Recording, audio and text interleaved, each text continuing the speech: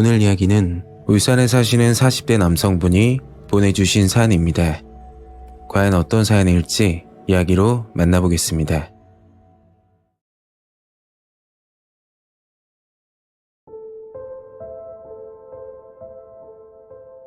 제가 울산에 거주할 때 겪은 무서운 경험입니다.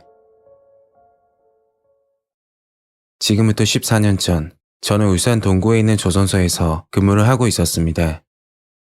정규직은 아니고 협력업체 하청 소속으로 일하고 있었는데 작업 환경이 열악하고 힘든 업종이라 같이 일하는 분들이 굉장히 거친 편이었죠. 물론 다 그런 건 아니지만 저희 팀 사람들은 유독 기가 센 사람들이 많았어요. 작업은 5시에 끝나지만 작업복을 갈아입고 씻고 나면 6시 정도 되는데 그 시간이 한참 출출한 시간이었습니다. 그래서 같이 일하는 형님들과 밥을 먹으면서 소주 한잔 하는 게 일상이었죠. 그날도 퇴근하고 태지 형님과 호수 형님 두 분과 회사 주변 식당에서 밥을 먹었는데 태지 형님이 믿기 힘든 말을 하시는 겁니다. 너무 좋은 데가 있어서 혼자만 알고 있으려고 했는데 특별히 알려준다고 하더라고요. 대신 소문이 나면 절대 안 된다고 비밀 지키겠다 약속을 하면 말을 해주겠다고 하는 겁니다. 그렇게 몇 번이나 약속을 받고 나서 이야기를 시작했죠. 형님은 일주일 전 아는 지인 소개로 방어동에 있는 어떤 빌라를 방문했는데 들어가자마자 깜짝 놀랐다고 합니다. 안에는 도박판이 벌어지고 있었고 판돈이 정말 컸다고 했죠. 태지 형님은 재미삼아 50만 원 정도로 시작했고 20분도 안 돼서 700만 원이나 따셨다고 자랑을 하는 겁니다. 그렇게 재미삼아 이야기를 듣고 있었는데 관심 있으면 가보자고 말을 하더군요. 저는 괜찮다고 했지만 옆에 있던 호수 형님이 관심을 보이길래 얼떨결에 같이 가게 됐죠. 방어동에 있는 빌라 건물이었는데 들어가기 전 태지 형님은 어디론가 전화를 걸었습니다. 그리고 잠시 후 어떤 남자가 빌라에서 나왔고 주변을 두리번거리더니 저희 보고 따라오라고 하더군요. 그게 끝이 아니었는데 문 앞에서 소지품 검사와 주민등록까지 확인하고 심지어 휴대폰도 반납해야 들어갈 수가 있었습니다. 그렇게 문을 열고 들어갔고 규모가 생각보다 커서 깜짝 놀랐죠. 최소 30만 원부터 게임을 할 수 있는데 현금을 칩으로 바꿔 게임을 하는 시스템이었어요.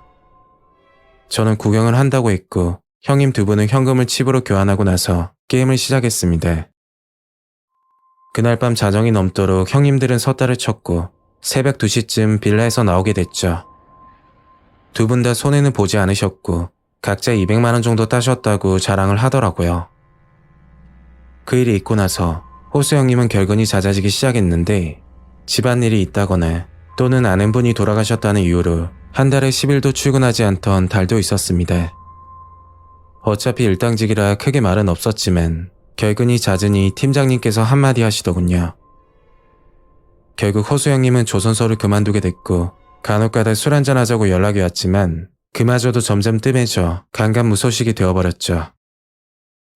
그렇게 일을 하다 팀장님이 저를 불러 호수 형님 소식을 물어보는 겁니다. 호수 형님 가족이 대전에 살고 있었는데 한 달 전부터 연락이 안 돼서 팀장님께 전화가 왔다고 했죠.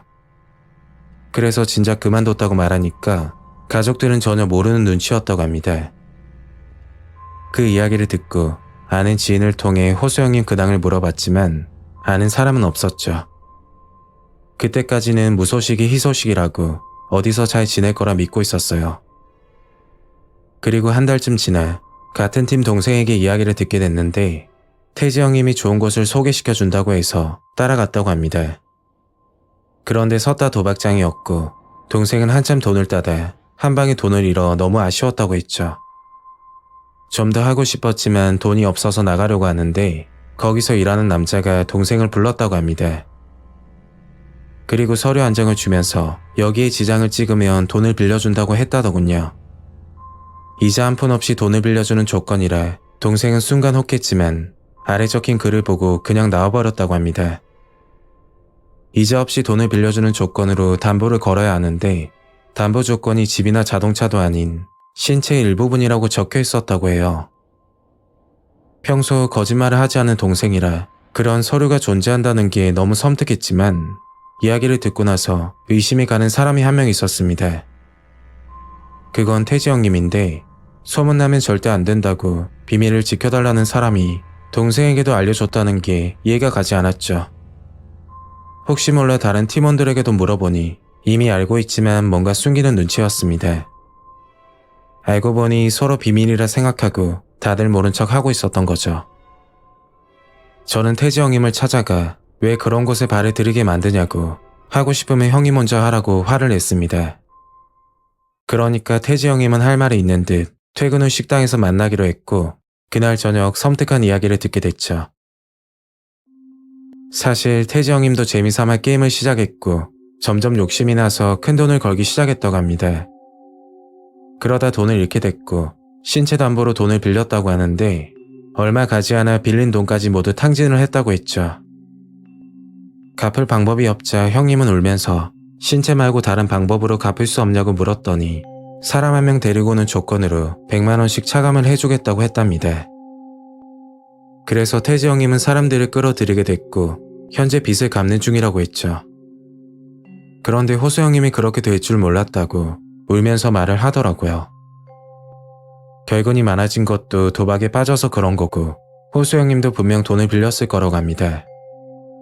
어차피 거기는 돈을 잃게 만드는 시스템이고 순간 판단을 잘못하면 살아서 나오기 힘들다고 했죠. 아니 형님, 그걸 알면 경찰에 신고하셔야죠. 어차피 그런 서류는 법적으로 효과도 없잖아요. 제가 답답해서 한마디 했더니 신고를 하더라도 다른 곳에서 운영을 할 거고 법으로 통하는 사람들이었으면 진작 신고했을 거라 하더군요.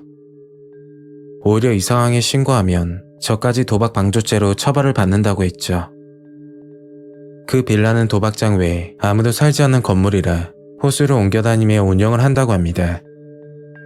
그날마다 도박장 위치가 다르고 24시간 CCTV로 감시를 하고 있어서 신고해도 잡기 힘들 거라 하더군요.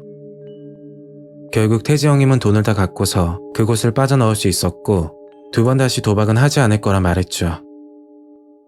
벌써 14년이란 긴 세월이 흘렀지만 요즘은 더욱 치밀하게 운영을 할 거라 생각이 듭니다. 한번 그곳에 들어가 빠지게 되면 죽어야 나올 수 있는 곳이라고 하던데 단순 게임이 아닌 목숨까지 걸고 한다는 게 무섭기도 하고 이해가 가지 않았죠. 호수 형님은 아직까지 실종 상태라 들었고 어디에 계시는지 알 수가 없습니다. 울산에 살면서 정말 무서운 일을 경험했고 만약 저도 도박에 빠졌다면 어떻게 됐을지 생각만 해도 정말 섬뜩합니다. 오늘 이야기는 여기까지입니다. 구독과 좋아요 잊지 않으셨죠? 다음 영상으로 또 뵐게요. 감사합니다.